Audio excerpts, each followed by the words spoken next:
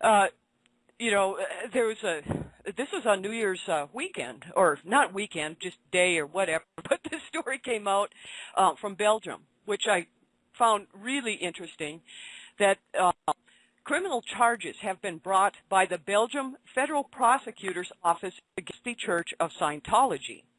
And the prosecutor's office has accused the church and two of its senior executives of the illegal practice of the art of healing, of fraud, extortion, forgery, and the use of false documents, breach of privacy, and and they're also calling them a criminal organization, which I think is absolutely huge. And this case it stems from a 2008 investigation. This lady, she answers this ad in the want ads, and she goes to apply for this administrative job, and she finds out that to get the job, she has to sign a paper saying she'll be a member of the church for 2.5 to 5 years. I'm thinking, whoa, this is kind of a weird way of recruiting church members. And so on the heels of that story, I think that our show tonight could not be more timely. And I need to thank Tay for pulling together our forum of international women who are going to be talking about the Church of Scientology. They were all members of this. Tay had called in during our Narcanon program telling us of some really kind of bizarre things that had happened to her, and then she suggested the show, and of course I jumped on it, and so here we go. So with that, I'd like to introduce Tay. Thank you, Tay, for joining the God Discussion Show. Well, thank you so much, Deborah, for having us all on your show. Well, where do we begin? Why don't you tell us a little bit about your experience in Scientology and why you believe that this needs to be shared with the world? Okay, thank you. It's a wonderful subject, certainly, and the world needs to know what's going on. I want to welcome everybody to the X-Women Show. My name is Colleen, and I am not a Scientologist, not anymore.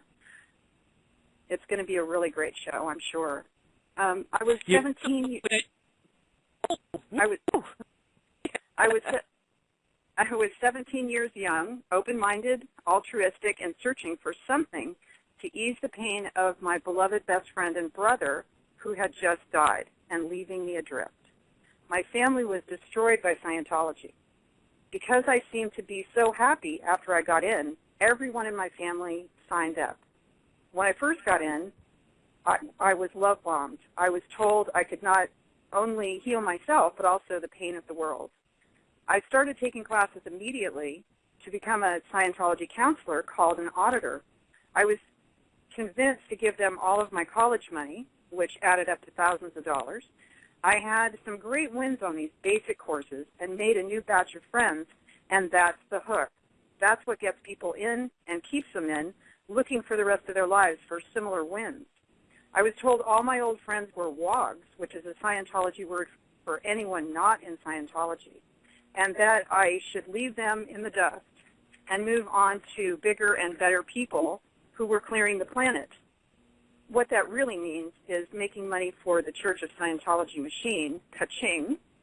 The registrar, which is the person you see after any course is completed, is trained in hard sales and convinced me to get expensive counseling on the way up along with my training. Then, when auditing was going well, I was told, hey, buy more because you're doing well. So I did. Then, when I bogged down trying to find drug incidents, I didn't do drugs, the registrar said, buy more because it's not going well. So I did. I volunteered for anything I could, often stuffing envelopes late into the night. I was waiting to go in one day, and a Sea Org recruiter, the Sea Org is supposedly the elite organization of the best and finest in the world that work around the clock to support Scientology around the world. So a Sea Org recruiter snagged me.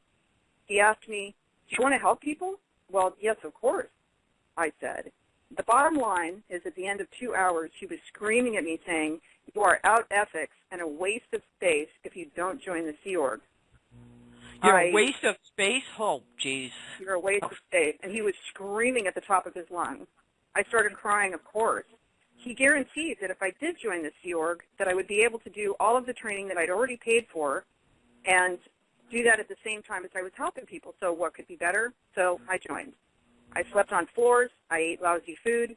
I basically did anything that was asked of me. so that I could make it up to Flag, which is their Mecca in Florida.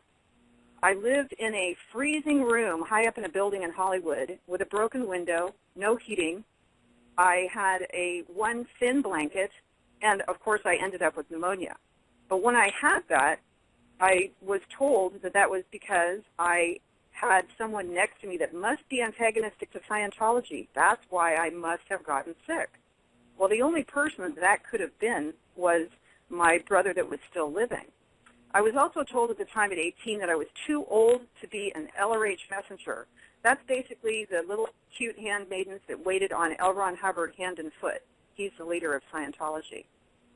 So they told me that I had to go handle my brother, which meant to handle or disconnect from him so that I could still stay in the Sea Org.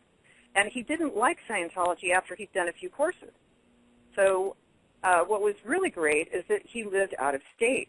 So I had to leave the state to heal my pneumonia and then to also handle him. I don't remember how I slipped out of the Sea Org, but I left shortly after that time. During my time in Scientology, I was guided to actually have abortions. They told me that it was the greatest good for the greatest number, and if I had a child, how was I going to take care of a child, be a good mom, and then also do all my courses and all that stuff. So you were told that abortion is good? Yes, I was told that it would keep me from doing more good for the church if I had a child. Oh God! Oh geez! Oh. Okay. Yeah, wild, huh? So yeah. when I left the Sea Organization, they considered you to be what's called a degraded being, which is a really horrible, horrible thing to call somebody. I mean, think of somebody who's on the street and completely bereft and all that, because I left staff. And they treated me like I didn't matter except to bring cash in. So I did. And I got my family to keep buying services. My family spent almost every dime, sold their home, all our college funds, etc., to go up the bridge themselves. My sister joined the Sea Org in my stead after I got out, and she went to the flagship. She married 4 times, and then she was put on the RPF, which is the Rehabilitation Project Force. That's like the Gulag. That's their prison. If you make mistakes, it could be even a small one, and she was pregnant, so I guess that was enough. She would never speak of those times to me later. She just would not talk about them. I continued to work as a waitress for years in a really super place, but the prices for Scientology went up so fast I couldn't keep up. I tried sales jobs and found I didn't like pushing people to buy things. All of us Scientologists tried multiple level companies, all different kinds of products to make fast money. Basically, you were pushed and pushed and pushed to make more money, so you could buy your bridge, of course, actually just to put money in their coffers. Well, I scraped by and gave them as much money as I could for years. I went clear, then I went OT3. Things weren't fun anymore by this time. This is near the end of the 10 years. Then the missions were destroyed, and these are all the smaller little out groups that practice Scientology in a more open manner than the big organization. The missions were destroyed, and so many people were declared a suppressive person, which is the most horrible thing you can ever call any person. That reminds me of R245. That's the policy letter that says for anyone who's suppressive, anyone in Scientology, public, staff, doesn't matter. Treat them like the devil. And you can actually do anything up into, shooting, gun, 45, that you can do anything to them to hurt them, harm them, etc. You can shoot guns at? Seriously, they can shoot guns at people? Well, is that what you just said? The title of the policy is R245. Uh-huh. Then it just goes on to say you can do anything. Well, why is it called R245? You see what I'm saying?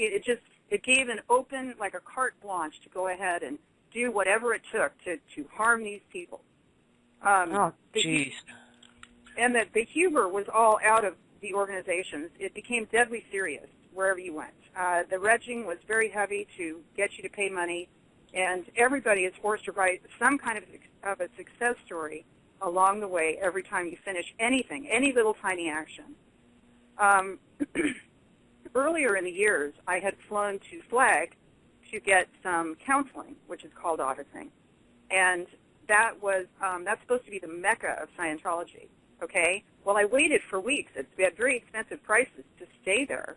And then finally they told me, well, we've got somebody for you, so, you know, you can finally go in session. This is after a week and a half. And, oh, by the way, they had a pool there, but it was empty.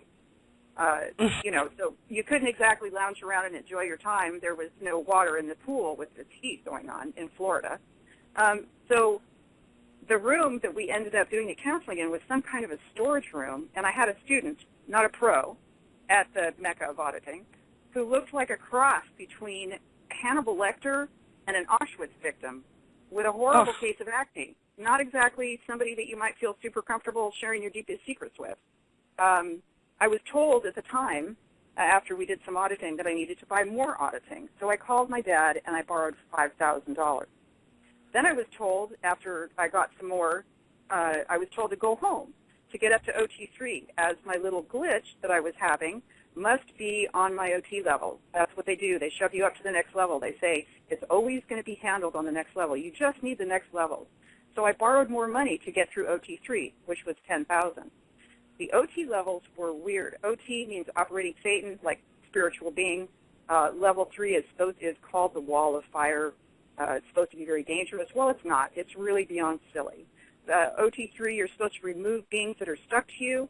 Then a next level after that, which includes all the upper OT levels, was more of the same. Then you're supposed to wake them up and counsel them until they leave. This is the little beings. You're supposed to sit there and counsel these little beings so they can go free. What a bunch of bunk. Then months later, one of my best friends called me and said, want to have your mind blown? Come with us and check this out. We drove to a secret location in such a way so that if Scientology spies followed us, we would lose them on the route, because at the living room in this house that we went to was stuffed with people and multiple stacks of legal files that were piled around the room. A film was started. Court documents were read. Heavyweight names in Scientology got up and told their stories, and this was the truth revealed. The church is bunk. They want your money. They harass people. There's even rumors that they threaten to kill people. I knew one guy who was in the Guardian's office. That's the original spies before OSA, Office of Special Affairs.